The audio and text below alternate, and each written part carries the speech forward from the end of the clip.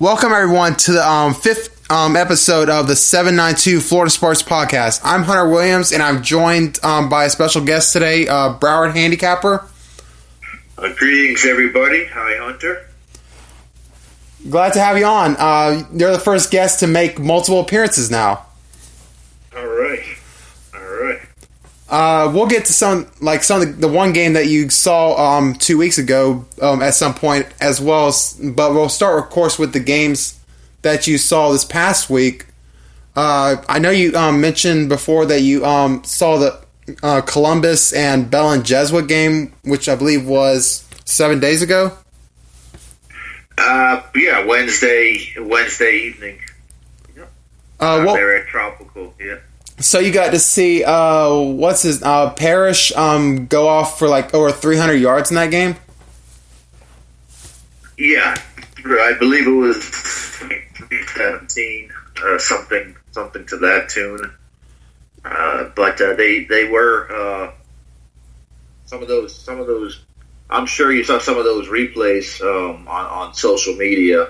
They were well earned. Yeah. Yeah, I saw. I ended up tuning in to that game on YouTube probably about maybe 3 or 4 minutes into the first quarter, and I watched it until I think Columbus was up by 20-something points. Yeah, that's kind of the way the flow went later in the game. It Columbus looked like they were just kind of feeling them out, banging with them for a first half, staying in the game. Belen, took a few shots to, try to maybe even go up at halftime. They may have left some points on the board. However, the second half, Columbus definitely, stepped on the gas, particularly, at the line of scrimmage, opening up holes. They probably opened up their playbook, and, the results was, I believe, a 27-0 second half. They just kind of wore them down. Belen will be fine. Keep in mind that they're playing, probably arguably a top 5 team in the state. You're not going to see, offensive and defensive lines like Columbus, every day of the week. I think Belen fought hard and should be happy for themselves to, move on to the next challenge this week. Yeah, I did. I had Columbus in this week's poll ranked 4th in the state. From what I've noticed with Belen, it seemed like they were just completely fatigued by the second half. Their players were just going down play after play. I couldn't imagine. I lost track. I think it was probably at least 10 different players went down with looked like cramps in that game in the second half. I think it might have been closer to 15. So I don't know, I don't know what was going on. I don't know. Clearly, the game was, well out of hand for them, and there were still players going on. So I don't think there was any kind of, manipulation or anything like that. With, I'm not even going to go there. But I think it was a hot, humid night, and. Yeah, it was kind of bizarre. It was probably closer to 15 players, and it was going on right up into the mid to late fourth quarter. I didn't think it was any manipulation or anything. It just looked like they were just fully they just were out of energy. They were just dropping. Yeah, I mean, the game was clearly out of hand. And it was, pretty much every other play, there would be trainers running out to the field. And so, not sure what happened. I don't know. I don't know why some of the other players, Columbus, for example, were not. But it was, I don't know. Maybe they got to switch over to stronger water or Gatorade or something. I don't know. Or body armor. Yeah. Okay. I'm not sure. You said that I believe it's Coral Gables Gulliver Prep that you saw on Friday. As the second game of your Thursday game. I forgot about Thursday. Which game we just saw on Thursday? Thursday I saw. I don't think I didn't. I don't believe I went to a game on Thursday. What? Oh wait, what day was the It was, I think. Oh wait, did you go to the Fort Lauderdale Flanagan game? Because I did. You remember talking to you about that one. I didn't go to a game on Thursday. I was kind of following a bunch of games online, but I didn't end up going to a game on Thursday. I was very surprised though that Flanagan was able to hold their own with Fort Lauderdale, who was supposed to be very good this year. Yeah, I mean, from what I gather, Flanagan still got to, they did lose a few transfers. They, I don't know, they're definitely building from the ground up again, but it's a very ripe area for talent, the Pembroke Pines area, and if you can get a good coach and staff in there, you can you can probably build something going over there over the course of a few years. Fort Lauderdale, I was told has got a pretty good team this year.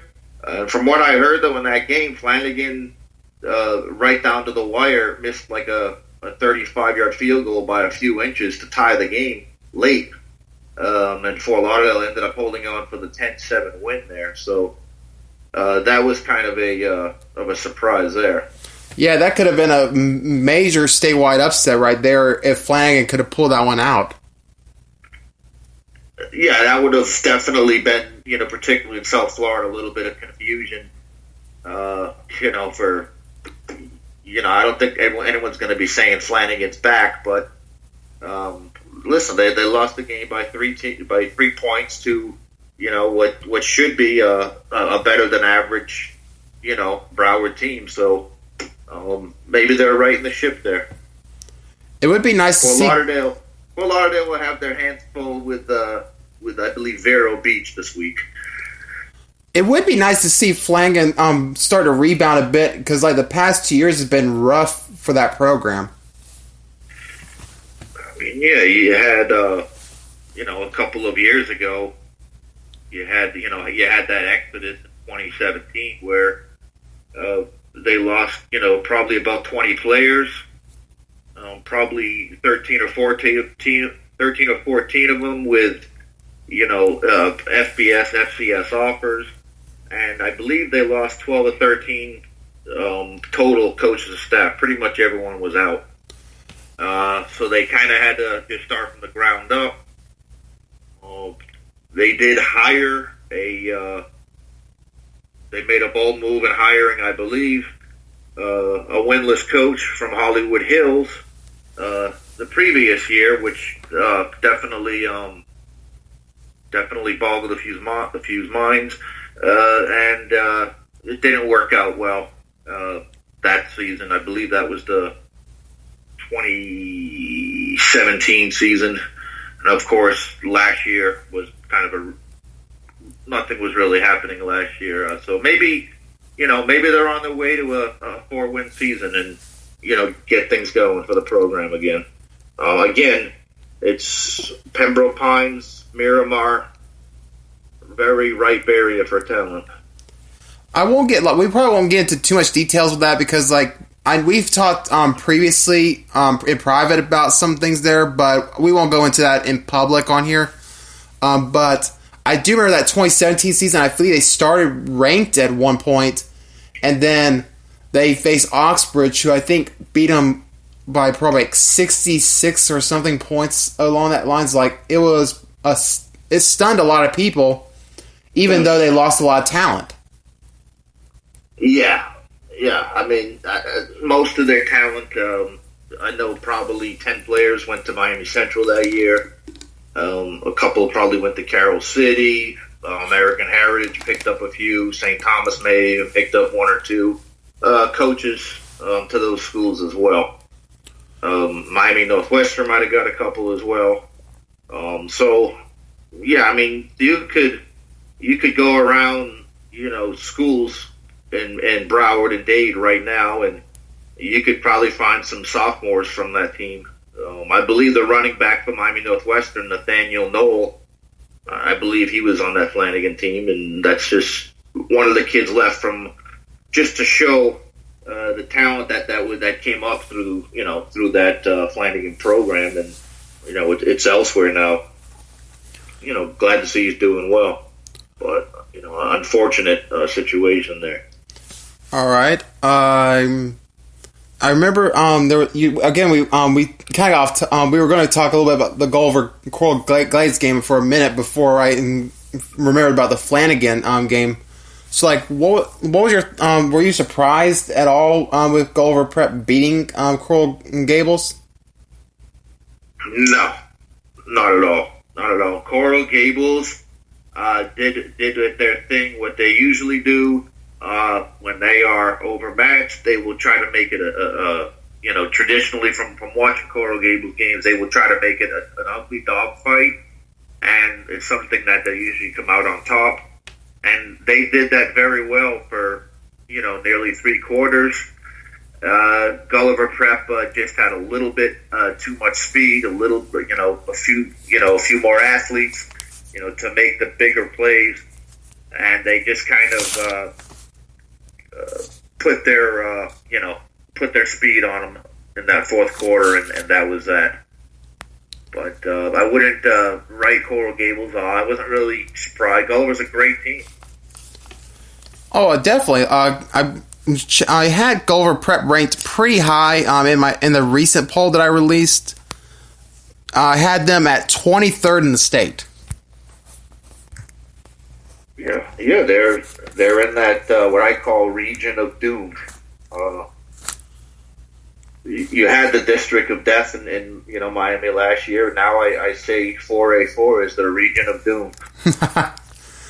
Well, it definitely is like a very strong region for sure.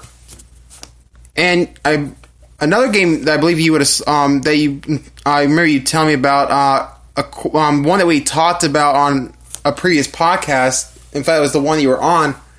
De La Salle and Aquinas.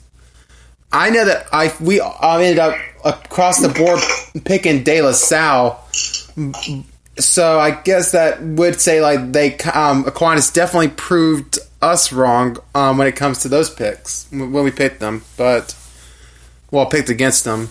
But I did not expect the kind of quarterback play from Aquinas that was going to be necessary to win the game. Obviously, that sophomore Zion Turner did look pretty good from the plays that I saw from that game. I haven't got a chance to watch the full game yet. I did see some highlights though, but he looked a lot better than I expected, honestly. Yeah, I mean, that game I did watch, and I expected great coaching by De La Salle, and they were clearly undersized. There was definitely a speed barrier there as well versus St. Thomas. They did all they could to hang in the game. In fact, I think they got bumped up in the Max Prep rankings even with that loss. I think they're like number 20 or 25 now, or so. I think they're in the top 25 now because they did, to most perform well. St. Thomas's defense was just too much for them, particularly the second half. Okay. Another game that had involved a nationally level opponent playing a Florida squad, but a much different result. St. Francis came down to Travis Powell and completely destroyed Central in that game. I know that I didn't really expect a blowout. We did pick St. Francis for the most part across the board. I believe that was another one of those sweeps in our picks. I did not expect St. Francis to come down, and I think they run and clocked them actually in that game. I believe they may have. I'm not overly surprised that this game got out of hand.